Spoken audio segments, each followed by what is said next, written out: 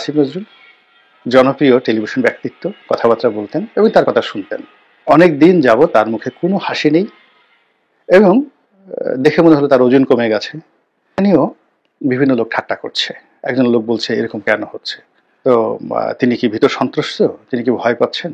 আর একজন প্রবীণ সাংবাদিক দুষ্টুমি করে বলতেছেন যে তিনি যখন উপদেষ্টা ছিলেন না তখন একটা তার উন্মুক্ত লাইভ ছিল, তো সেই লাইভে তিনি বাধাহীন লাইভে অনেক কিছু করতেন। সরকারের মধ্যে কি হচ্ছে? সরকারের কি মন খারাপ? তারা কেন সকল কাজে সাড়া দিচ্ছেন না? চলাফেরার মধ্যে কেন গতি নেই? কেন বাহুল্যময় কর্মে তারা নিয়োজিত? যখন সরকার কর্ম শুরু করলো, সবাই ডক্টর ইউনূসের কাছে অনেক কিছু চাইতেন। প্রতিদিনই মানুষের আশা এবং আকাঙ্ক্ষা তাকে ঘিরে ছিল। এখন কেন কেউ ডক্টর মোহাম্মদ ইউনূসের কাছে কিচ্ছু চাচ্ছেন না, কিছু দাবি করছেন না? No expectation at all. উল্টো যেটা হচ্ছে সেটি হলো সরকারের বিরুদ্ধে ক্রোধ, ক্ষোভ ইত্যাদি প্রকাশিত হচ্ছে। সরকার কবে যাবে, কি হবে, এই সরকারের থাকা উচিত না, এই সরকারের দ্বারা আমাদের এই ক্ষতি হবে ইত্যাদি স্লোগান এবং ভাষণে রাজপথ প্রকম্পিত।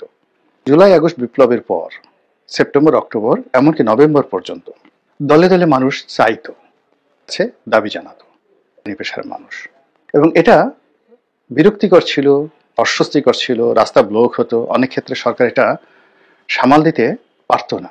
কিন্তু তারপরও আমরা যারা একটু রাজনীতি নিয়ে চিন্তা ভাবনা করি, সরকারের জন্য ইতিবাচক হিসেবে বিবেচনা করতাম। এর কারণ হলো সরকারকে মানুষ আশা, আকাঙ্ক্ষা, নির্ভরতার জায়গা মনে করছে, যার কাছে যাওয়া যায়। কিন্তু যখন আপনার কাছে কেউ কোনো কিছু চাইবে না, তখনই ধরে নিতে হবে আপনি বাকির খাতায় পড়ে গেছেন। শেখ হাসিনার যে পতন, সেই পতনের 1 বছর আগের থেকেই আমার মন বলছিল যে তার পতন অনিবার্য। একটা ফেসবুক স্ট্যাটাস দিয়েছিলাম, লেখাও লিখেছিলাম। এর কারণ হলো সিমটম। আপনার যখন পতন হবে কিছু সিমটম। শেখ হাসিনার যে স্বামীর বাড়ি, সেই স্বামীর বাড়ি সুধার সদন, সেখানে মিলিটারি কেটাদুরস্ত হয়ে গার্ড দিচ্ছে, কিন্তু বাড়ির সামনে ঝাড়ু দেওয়া হচ্ছে না, ময়লা আবর্জনায় পরিপূর্ণ পুরো রাস্তাটা। ভবন যেখানে শেখ হাসিনা বসবাস করতেন, তো সেটাও বছরখানেক আগে তার কোনো সৌন্দর্য ছিল না।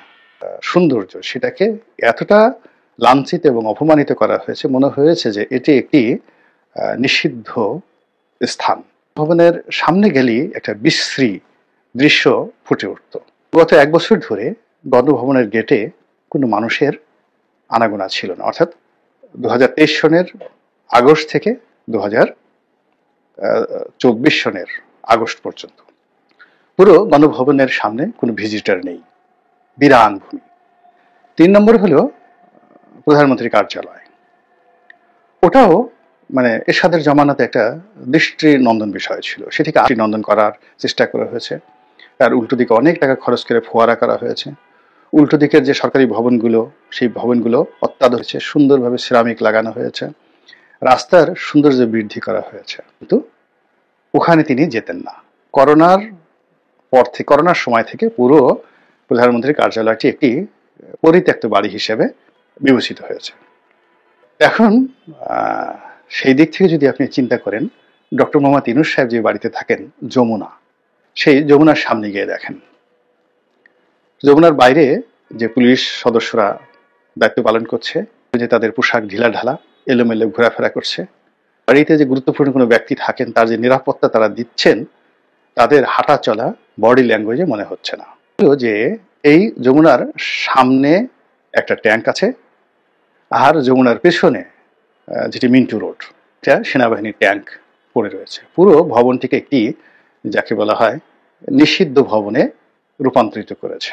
এখানে ট্যাঙ্ক দিয়ে কি করা হবে, ট্যাঙ্কের কর্মকাণ্ড কি, এটা আমার মাথায় ঢোকে না। কিন্তু পুরো বাড়ির যে সৌন্দর্য, সেই মধ্যে এখানে যে একজন সরকার প্রধান বাস করেন, এই ট্যাঙ্কের মাধ্যমে সেটা বোঝা যায় না।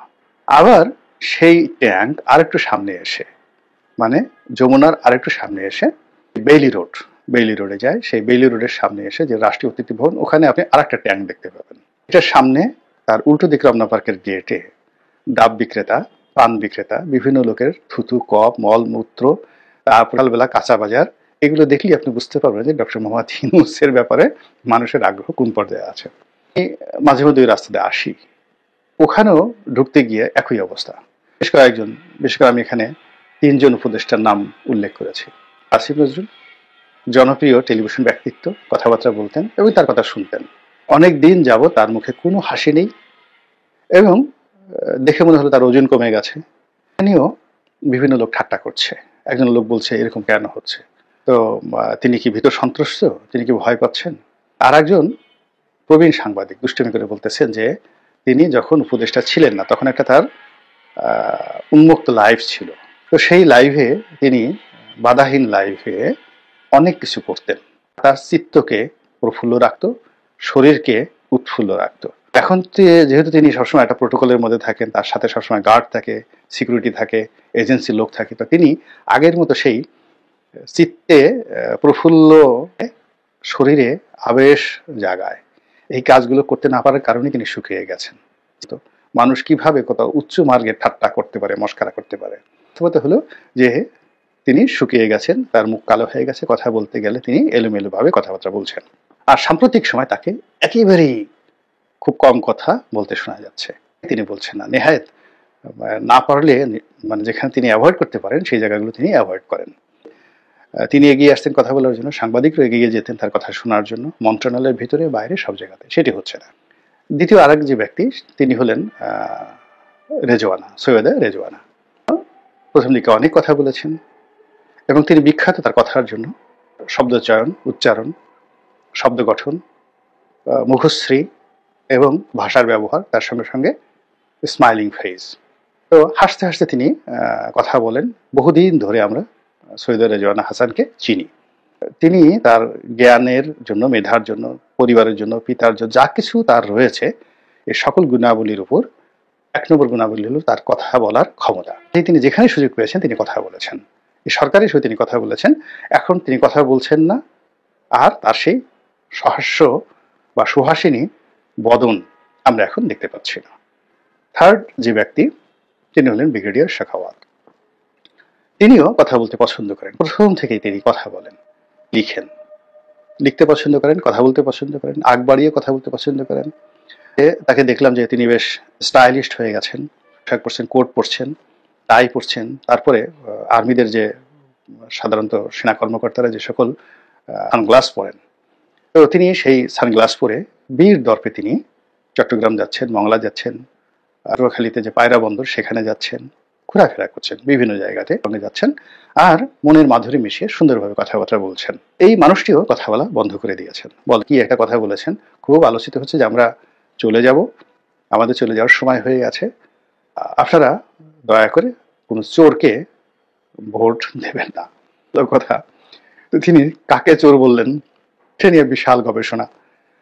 আওয়ামী লীগের লোকজন তো এমনি সবাই তাকে চোর বলে, তাকে তো আর চোর বলার জন্য সাখাওয়াত সাহেবের দরকার, লক্ষ মানুষই এখন তাদেরকে চোর বলছে। সাখাওয়াত সাহেব চোর কাদেরকে বললেন? জালেম বলতে জামাতের আমির যাদেরকে বুঝিয়েছেন, তো সেটা কি আওয়ামী লীগকে নাকি অন্য কাউকে? বাংলাদেশে খুব আলোচনা হচ্ছে, এক পক্ষ বলার চেষ্টা করছে বুঝি বুঝি বুঝি, তোমরা আমাকেই বলেছো, তোমরা জায়গা পাও না, তুমি 111-এর সময়ও আমাদেরকে নিয়ে অনেক খেলেছো, আবার এখন আমাদেরকে আবার চোর বলছো এই সময়টাতে, এবার ক্ষমতা এসে নেই, তোমার একদিন কি আমার একদিন। আল্লাহ আমাদের সবাইকে হেদায়েত দান করুন এবং